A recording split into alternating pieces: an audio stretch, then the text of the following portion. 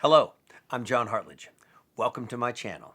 Well, this episode, we're going to talk about a white grape wine that I think is one of the most interesting. And what I really like is that the name of the wine describes the flavor. We're going to talk some spice. Let's chat wine.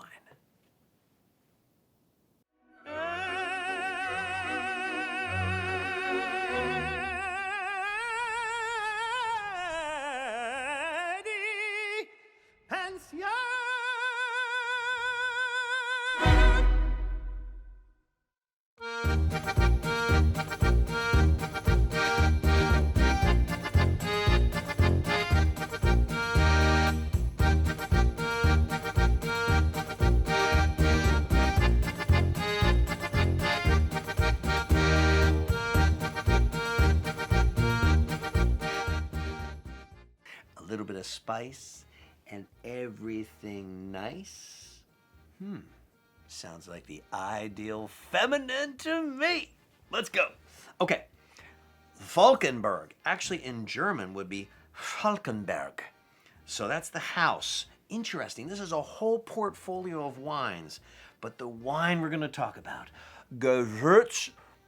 Oh, it's tough. See these little dots over the U? These little dots called an umlaut. It's an umlaut U. You take an U sound, and then you kind of open your jaw just slightly, and then you purse your lips. So if you don't have the umlaut, it's Gewurtztraminer, okay? Or Gewurtztraminer. It's actually Gewurtztraminer. Now put the umlaut. Now that's if there's no R after it. So now this one you gotta open it a little bit. Gewurtztraminer. Gewurtztraminer. Notice, two parts. Gewurz, okay, Gewurz, and Traminer. Traminer is the grape. It's another name for the grape. They stopped using the name Traminer, but it actually refers to a village in northern Italy that's very German influenced. They actually speak German and Italian. And it's the area where this grape is said to have originated. Most likely German settlers coming south into the north of Italy, figuring out that this grape worked here. So the grape is called Traminer, just like Burgundy is called Burgundy. We know that it's Pinot Noir, but in this case, the actual name of the grape is the town, Traminer. But Gewurz, meaning spice. Spiced grape, Gewurztraminer. Gewurztraminer. Gewurztraminer! It's so musical, even though it's German. German is a very musical language. I could sing Gewurztraminer. I won't now, but you already kind of heard that. But you've heard me sing German before. It's a very musical language. Now, you know, if you don't get caught up in all the consonants, there's a lot of consonants, just like in English. But if you go to the vowels, you find it. But that's a tough vowel. But we love this grape because it's spice. It's great at Thanksgiving. Perfect with like a breast meat on a turkey, because it's, well, depending on how you cook it, it will turn out to be a little bit drier. You know, of course, you got the gravy and things like that, but the meat itself, the texture, wow, does it fill it in. Excellent with Asian cuisine.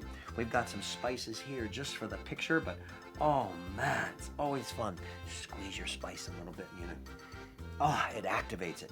You slap your herbs, it breaks the cell walls, it releases those aromatics. You muddle it, you grind it, you push on it, you crunch it. Oh, fennel, you gotta kind of dig into it, and then, oh, wow. Fennel, cloves, ginger, fresh rosemary. You gotta break it up or slap it or break the cell walls. Aromatics for days. So let's taste this. The typical glass you would use, white wine glass that isn't quite so open, because you want to contain the aromatic. It's a little more intense aromatic, and you don't want it to dissipate. Now I will taste out of a wine glass like that just because I love to get my nose down in it and really get close to the wine. But I will first demonstrate with this glass. This is actually German. Some of the best Gewurztraminers come from Alsace, France. Some really high quality, different. Alsace tends to be a little richer in body for their Gewurztraminers, but I love the ones from Germany. Northern Italy, of course, from that one village, there are. Of course, that's where it originated. This is actually from Pfalz, P-F-A-L-Z. P-F, Pfalz, and that Z with a little pop off that Z with that little Pfalz, which is actually a feeder area related to the Rhine. Remember the two rivers, Rhine and Moselle. Rhine is those are very important in the Rhine. Pfalz being an area of the Rhine, still influenced by that river. Yeah, now in the nose, I don't get as much in the nose on this glass, but it's there. I like how it's intensifying it. Get this nice little bit of spice, maybe a touch of clove. Certainly the kind of the peachy kind of fruits.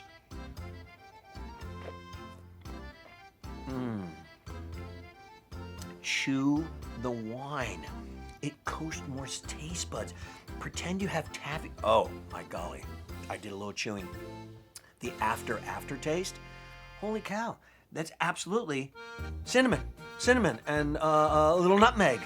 This is amazing, and that's not on the table. There's no cinnamon, there's no nutmeg on the table, so that's not influencing my palate. I am getting this from the wine in the aftertaste. Really fun. Now, partly to show the logo, but also because I can get my nose really down in this glass, I'm gonna try it out in the bigger glass. And a big swirl, get some air on it, and throw it out to the nose. Ooh, wow, I got actually like a soft pear, like a little baked pear with some cheese. Some really delicate cheese and pears, like a fruity. Not overly sweet, but not overly dry. It's right in the middle, pleasing on the palate. Oh my golly, the spice of a really hot Indian dish. Even a very spicy Thai dish. Wow, what a food match. But man, this is fun.